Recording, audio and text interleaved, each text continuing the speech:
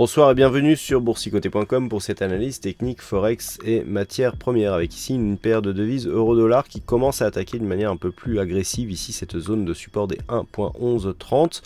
On a eu une attaque ici mais les cours sont vite remontés avant de se stabiliser ici au-dessus de cette zone. Toutefois, après avoir fait de multiples tests ici de rupture haussière sur cette résistance oblique, le fait que les cours reviennent ici sur ces niveaux nous montre que on tient quand même à le fragiliser.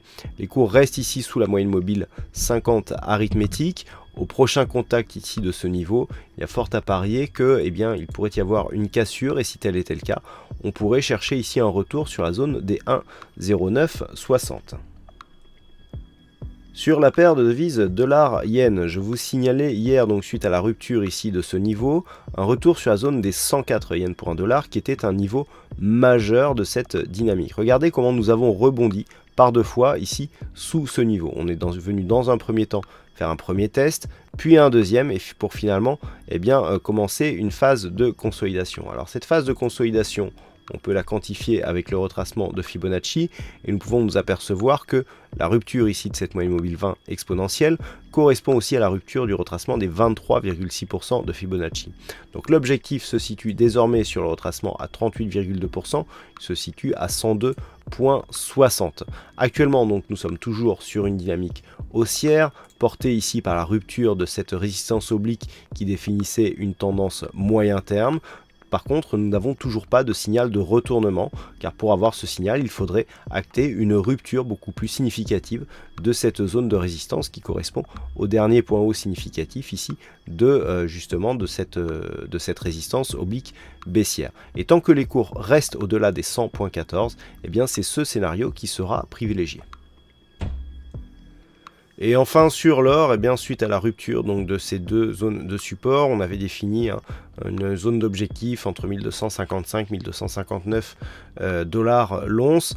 On est en train de se stabiliser sur cette zone. On a une petite tentative ici de rupture dans l'après-midi, mais finalement les cours reviennent autour de ce niveau. Alors lorsque l'on regarde ici la dynamique dans un point de vue d'ensemble, on est toujours ici dans une dynamique haussière moyen terme. Le fait d'être venu ici est en train de neutraliser cette dynamique. Par contre, si les cours passaient sous les 1209,50 dollars l'once, là il y aurait retournement. Pourquoi ce niveau? Tout simplement parce qu'il y avait eu de multiples contacts ici sur ce support et que c'est le dernier contact significatif que nous avions sur le support oblique haussier qui définissait cette tendance haussière. Donc pour l'instant, on est dans une phase de sortie de dynamique, neutralisation tant que les cours restent ici au-dessus des 1209,50 et ne dépassent plus les 1371,50. Si on redépasse 1371,50, après cette phase de neutralisation, on relancera une dynamique haussière.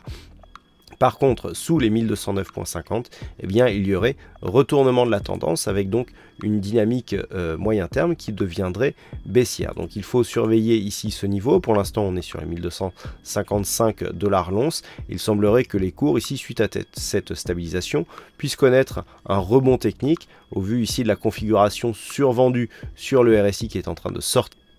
Voilà donc ce que nous pouvons dire sur cette analyse technique Forex et matières premières. Passez un bon week-end, bonne chance dans vos prochains trades. On se retrouve dès la semaine prochaine pour d'autres analyses techniques sur le site boursicoté.com.